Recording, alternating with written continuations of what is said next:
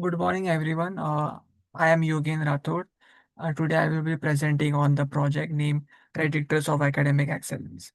So, in this presentation, I will analyze a data set of 400 California elementary schools, and we will use the data set named LMAP2.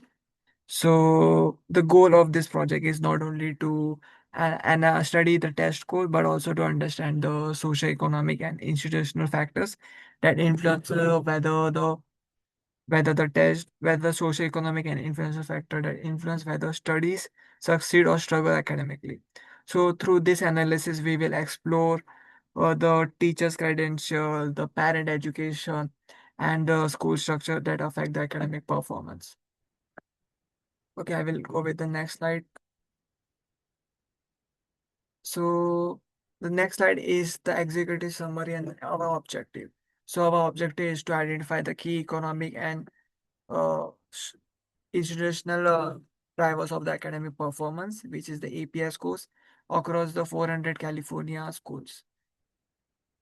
So for this, we have used the data set LMAP2. So our primary tools are the RStudio and the JEPS. I've used this RStudio for advanced statistical modeling and visualization, and JEPS for the fast hypothesis testing and the professional reporting. And for this, I've used the variables like the poverty levels, the priority education, the teachers, credential, and the English learner and school calendar system. So these tools were chosen over Excel because they provide uh, various values like p-values, residential diagnosis, regression modeling, and the advanced visual analysis. So this allows us the analysis to be more accurate and reliable and data-driven. So I will go with the next slide. So next slide is about the ED and the impact of the poverty. So for this, I have used the RStudio. Uh, so in this category, we can see that how much does the poverty affect the school performance. So it shows the relation between the meal plans and the APS scores. The graph display a very strong negative correlation, which is minus 0.90. So as the percentage of students requiring the free meals increases, the APS score decreases significantly. So the downward sloping regression line clearly shows this is a inverse relationship between the like two comparison of the variables. So this is not a small trend, it's a strong predictive pattern. So the key insight here is that the academic intervention cannot focus only on classroom teaching, but the socio-economic support also plays a critical role in improving the student outcomes. I will go with the next slide. So next is about the EDA. So we will go about the performance across the poverty categories. So to better understand the score distribution, the schools were divided into three categories using the meal cat. So using JAP's box plot, we observe the clear performance difference between these groups. So the results show that low poverty schools had the highest median API schools, and the highest poverty school had the lowest median score. So the median difference between the two category 0 and category 2 schools is approximately 300 points. So this shows that poverty creates distinct academic performance level. However, one interesting observation is the uh, presence of outlier schools within the high poverty category. So these schools that perform the better despite financial challenges. So this beats the odds that the school could provide the valuable insight into the effective teaching and management practices. I will go with the next slide. So it's about the statistical testing, and for this we are using the t-test result. So we have analyzed whether the school calendar type affect the academic performance. So for this we have used the sample data to compare the traditional school versus the year-round school. The key findings were the traditional school had a mean APS score of approximately 684, and the year-round school were having the mean APS score of 524. So this create a key difference of around 160 points. So the most importantly, the p-value was less than 0.001. So meaning that this result is statistically significant and highly unlikely to occur by chance. So this suggests that by year round, schools may be facing greater resource and socio-economic challenges. Simply the changing the school calendar may not be enough to improve the academic outcomes, but without additional like institutional support. So going to the next slide. The slide 6, it's about the statistical testing, and for this we are using the ANOVA and the post hoc.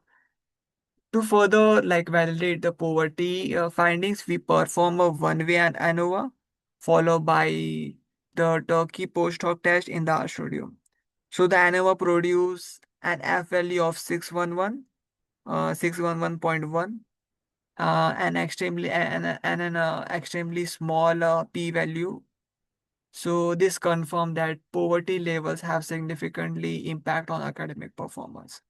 So the Turkey test is showed that the medium poverty schools around 166 points lower than the uh, what we call as the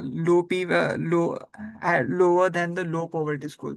So the higher poverty schools scored around 301 301 points lower than the low poverty school. Yeah. So this proved that poverty creates a major educational disadvantage. So from a management perspective, this means a one size fits all, like education funding model is ineffective. The school, so the schools in high effective district require different level of support and resource compared to the low poverty districts. So I will go with the next slide. So next is about the modeling. We have used a multiple regression. So in this, our goal is to show like how accurate we can predict the success using the multiple factors simultaneously. So the like slide represent the core predictive model of the entire study. So using multiple linear regression, I have analyzed the five variables simultaneously. First is the poverty, parent education, English learners, enrollment, and teachers credential. The most important result here is the multiple R square value of 0.8485. So this means that approximately 85% of the variations in the school performance can be predicted using the variable in our model. So in the data analytics, this is considered a very strong predictive model. And it tells us that we successfully identified the major driven influencing the academic success. So additionally, all the selected variables were statistically significant predictors, meaning like each factor meaningfully contribute to the final academic outcomes. Okay, so going with the next slides, it's about interpreting the predictors. So this category show the positive relation between the parent education and the API scores. So here we can see the this category shows that there is a positive relation between the parent education and the API scores. The regression model identified the two major positive predictors. First is the parent education. Like for the every increase in the parent education index, the API scores increase significantly. So the if we go with the teacher credential, like for every 1% increase in fully credentialed teacher, API score increased by approximately 1.24 points. So the model also showed that there is that a high percentage of English learner slightly reduced the scores, highlighting the need of a stronger ESL support system. So the most important takeaway in this, like the while most schools cannot directly control the student poverty level, they can improve the educational environment. So the investing in teacher certification, teachers quality, and the parent engagement program provides a statistically proven path towards improving the school performance. Okay. Going the next slide. So it's about the strategic tool comparison between the R Studio and the JABS. So So, like if I talk about the R Studio, so R Studio was primarily used for the advanced coding, statistical modeling, regression analysis, custom visualization using the ggplot2. and JAS was mostly like the used for the quick hypothesis testing and executive style statistical reporting, and easy to read visual summaries. Like using both the tools together created an effective workflow. Like according to me, like this JAS was much easier than the RStudio, but for like detail analysis, I think that RStudio was a little better. But to save time in like in the industry standard, I think JAPS is a little faster than the RStudio. Like we do not have to write any code for the JAPS, so that's a better thing. So like RStudio provides flexibility and deep analysis, while the JAPS simplifies the reporting and the presentation.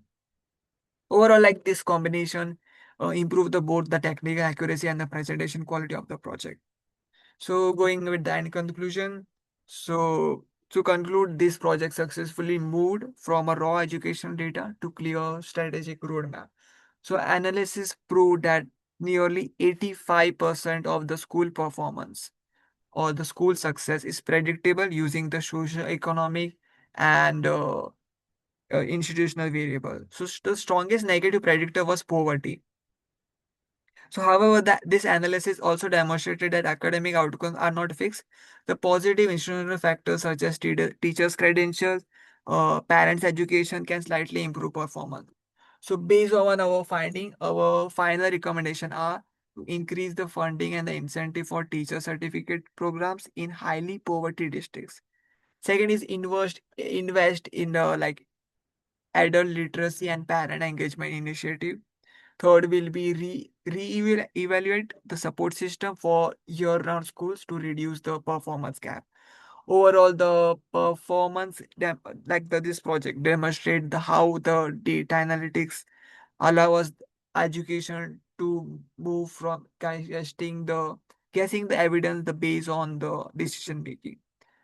So in the end, I would like to say that data analytics allow us to move from guessing to knowing and providing a clear roadmap for educational equity in California. Okay, so I would like to end this presentation. Thank you everyone for listening to my project. Thank you.